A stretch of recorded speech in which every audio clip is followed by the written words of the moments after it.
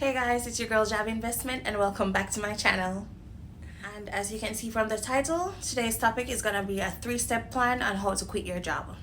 Well, I would love to get on here and say the way to leaving your 9 to 5 is just simply to quit. I mean, technically you could, but in most cases, that's just plain stupid. I'm so sorry, but it's the truth. However, what I will be doing is sharing my 3-step plan to kicking your 9 to 5 to the curb. But first, my intro.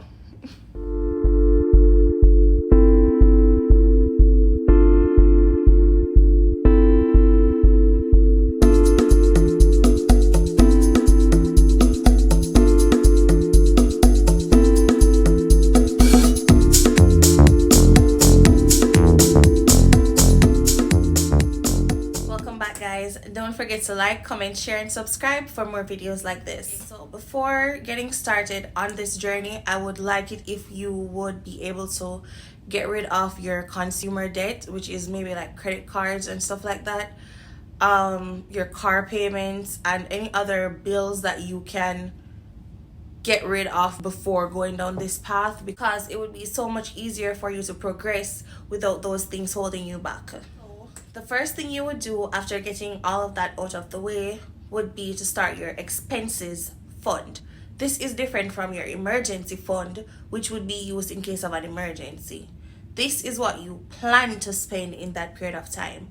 Your expenses fund can range from 6 months to a year worth of your living expenses. This is not in case of an emergency or if something happens, you actually plan on spending this money on a monthly basis. And do remember to choose this dollar amount wisely and pick the category that is most suitable for you. So if, for example, you want to leave your job to start a business and you think you can have your business up and running within 4 to 5 months, you can say, okay, I would want 6 months of expenses because I am sure that my business would start to give me a profit that can cover my bills before that time. But some people don't want to put it that close, so they would go for 8 months or 9 months, even to a year of living expenses, so that they have more time to pace themselves for what they're trying to achieve, right? Because you don't want to be like, oh, I only have 2 months worth of rent and bills and whatever, and then you are all stressed out trying to figure out life in this short space of time, having to figure out so many things in this short space of time. This is poor planning and it will lead to failure. So please be careful when you are choosing how many months of expenses you are trying to save for. Another tip is to actually start the business before leaving your 9 to 5. So if you find yourself with enough time after work or before work or whenever you do have time to start whatever business it is that you are planning on doing, so that you can have a head start for when you leave your job. This is not cheating, it's being smart. So, for example, Samantha is trying to leave her job and Samantha wants to start a business selling candy, right?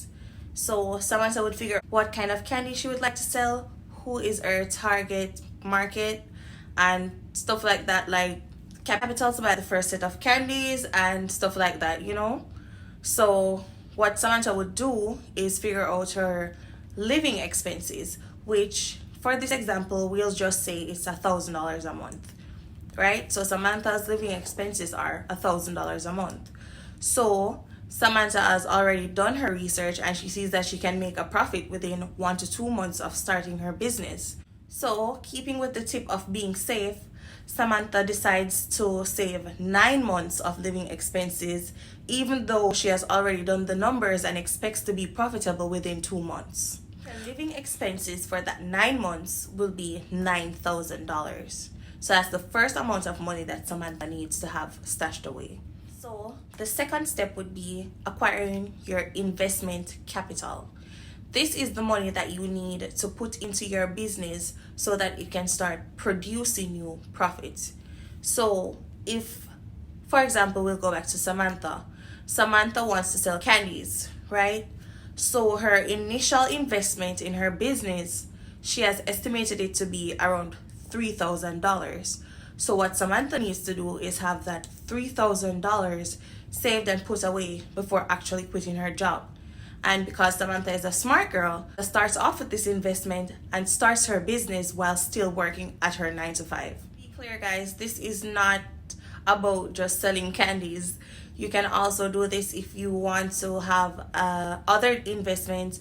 For example, flipping pallets, buying your first rental car or your rental property. Maybe you want to start a YouTube channel, or maybe you would like to get into trading or stocks, stuff like that.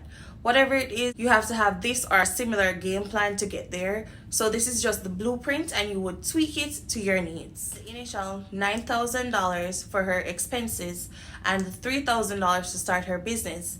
Samantha is at a running total of $12,000 so far. So moving on to our next thing. Third and last thing you need to have is an emergency fund.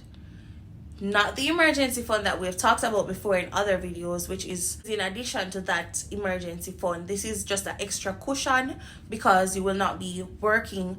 So therefore, if you had a job with, say, a 401k, benefits, health insurance, and so on and so forth, you would not have that now. Or at least for after a while, you won't have those things. So this is to cover that.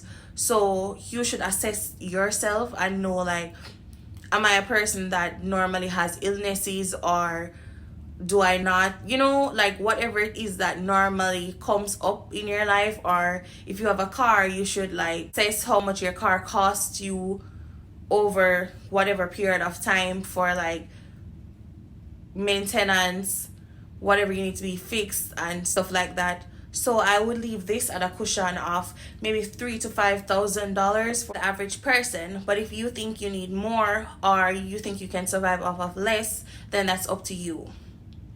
Samantha, however, decided to go with $3,000 to $5,000 of a cushion. So being the careful person that Samantha is, she decided to go with a higher number, which is $5,000. So we had the $12,000 prior, and then this $5,000. This brings Samantha to a grand total of $17,000 to be able to quit her job. It may seem like a lot of money right now, but this is not done overnight. This is planned and done over a period of time. Maybe it will take her a year to get everything situated and started out. That is why I'm making this video on the first day of the year, because maybe this might be one of your goals for this year, to leave your job and start to follow your dreams, or to start whatever business it is that you are interested in. So this is just to facilitate whatever dreams or goals you might have going on. That is why I decided to make this video right now.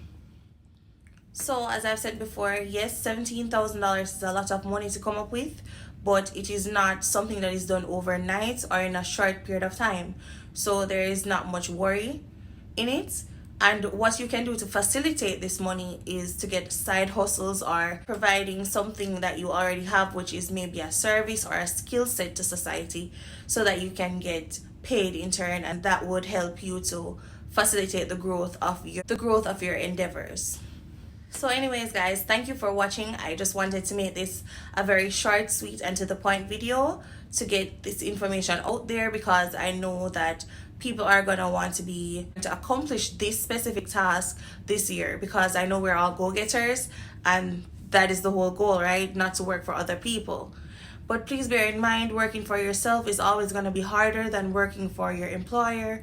When you have your own business or you're pursuing your dreams, it is gonna be harder than you've ever worked before. So please be prepared for that, and please be disciplined and stick to it, because after all your hard work, you will start to see the benefits. That is what we all want, right? So as always, stay blessed, stay motivated, and manifest the life of your dreams. Our approach. Finally, by trying and observing and refining and trying again, our knowledge will inevitably produce worthy results, admirable results. And with the joy and results of our efforts, we continue to apply, to learn, to observe, to fuel our ambition with the positive reinforcement of continued progress. Pretty soon, we'll find that we're swept into a spiral of achievement, a vertical rise to success. But for this whole process to work for us, we must first master the art of discipline, self-discipline.